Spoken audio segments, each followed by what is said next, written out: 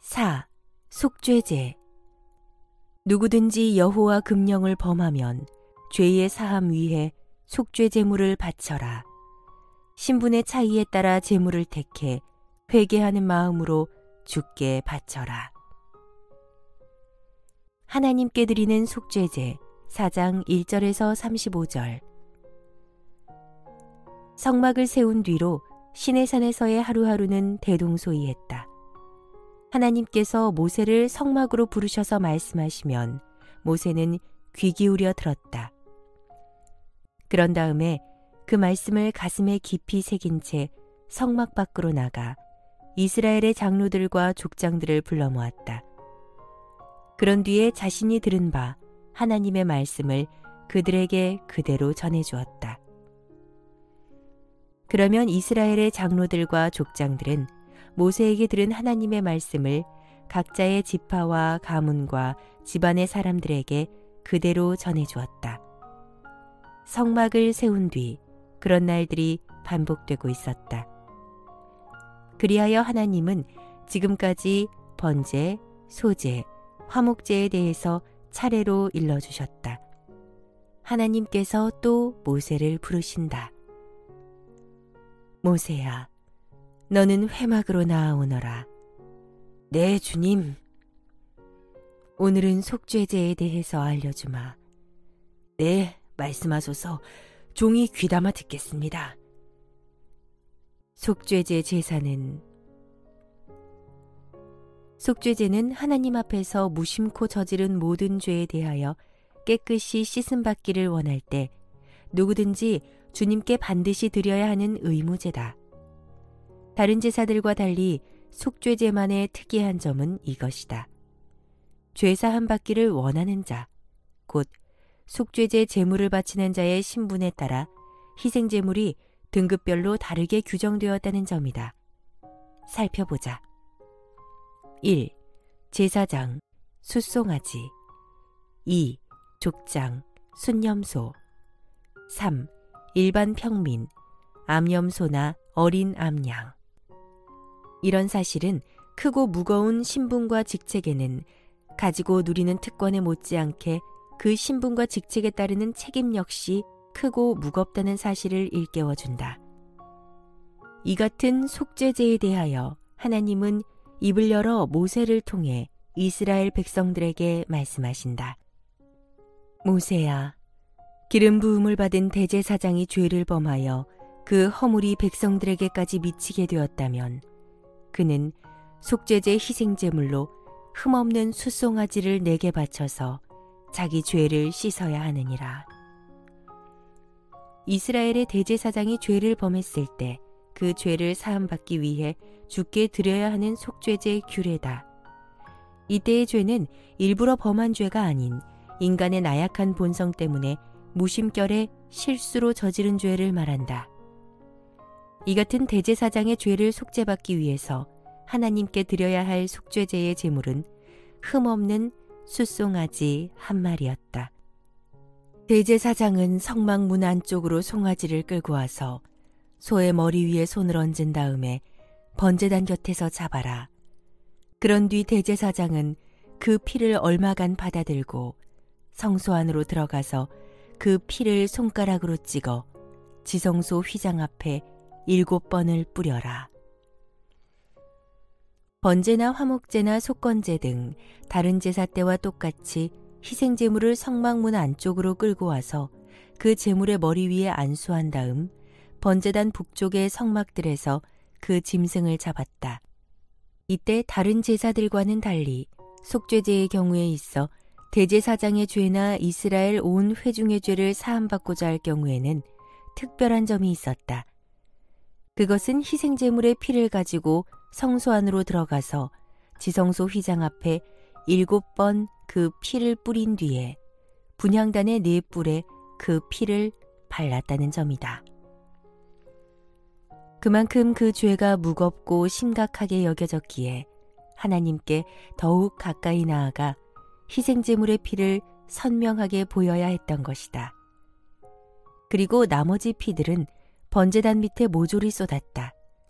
하나님은 이 점을 강조하신다.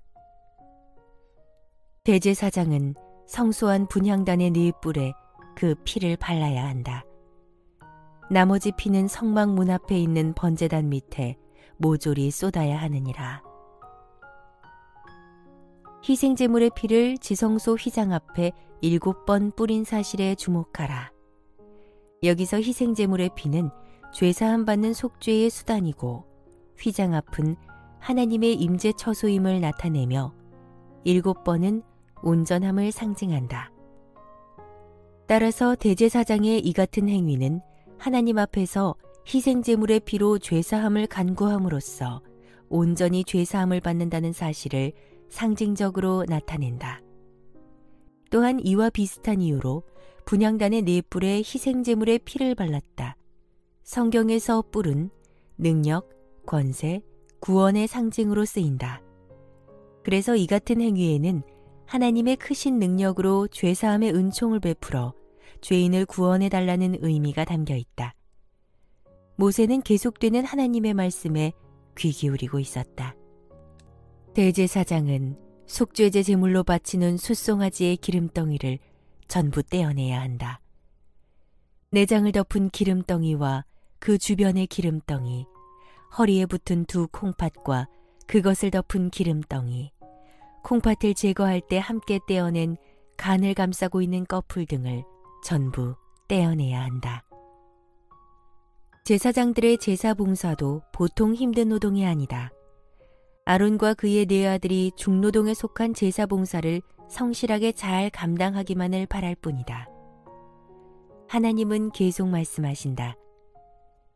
그런 다음 화목제 제물을 드릴 때와 마찬가지로 제사장은 그것들을 전부 번제단 위에 골고루 올려놓고 완전히 불살라야 한다. 속죄제를 드릴 때 번제단 위에서 불살라 바쳐야 하는 희생제물의 부위는 화목제의 경우와 동일했다. 1. 내장이 붙어있거나 내장을 덮은 기름덩이. 2. 두 콩팥과 허리 주변의 기름덩이. 3. 간과 간에 덮인 꺼풀. 이것들은 희생제물 중 가장 기름지고 맛있는 부위들이다. 하나님은 언제나 바치는 자에게서 최고, 최선, 최상의 것을 원하신다. 나머지나 찌꺼기를 결코 원치 않으신다. 하나님은 계속 말씀하신다. 하지만 가죽과 살코기, 머리와 다리, 내장과 똥 등 숫송아지의 다른 부위들은 모두 이스라엘 진영 바깥의 정결한 곳, 곧 재를 버리는 곳으로 가져가서 거기서 장작불을 피우고 모조리 불사르도록 하여라. 번제단 위에서 불사르고 남은 그 외의 부위들, 곧 희생제물의 가죽, 머리, 다리, 똥집 등은 이스라엘 진영 바깥에 재버리는 곳으로 가져간 다음 거기서 모조리 불살라야 했다.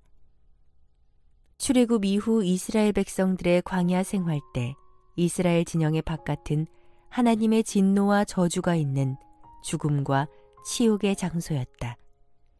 죄인의 죄를 넘겨 씌움을 받아 죽임당한 희생제물의 중요 부위는 번제단 위에서 불살라졌고 나머지 부위는 이스라엘 진영의 바깥에서 불살라졌다. 후일 죄인들의 죄를 넘겨 씌움을 받아 그 모든 죄를 짊어지고 예루살렘 영문 밖의 골고다 언덕 위에서 죽임당하신 메시아 예수를 생각해 보면 이곳 이스라엘 진영의 바깥은 후일 골고다를 상징하는 희생과 대속의 장소라고 볼 수 있다.